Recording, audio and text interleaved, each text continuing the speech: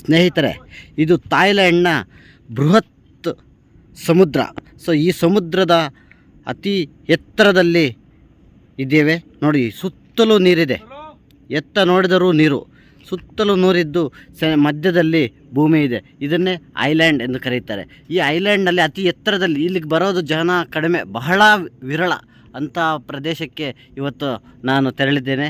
ಇಲ್ಲಿಂದ ನಾವು ಒಂದು ಸಮುದ್ರದ ವ್ಯೂವನ್ನು ತೋರಿಸ್ತೀನಿ ಬನ್ನಿ.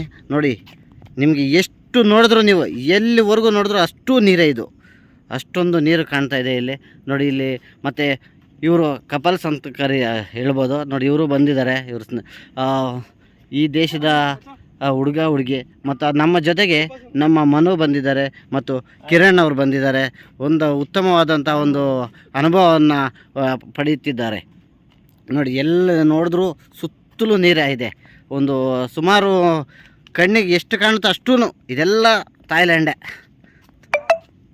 ನೋಡಿ. ವ್ಯೂ ನೋಡಿ ಎಷ್ಟಿದೆ ನೋಡಿ.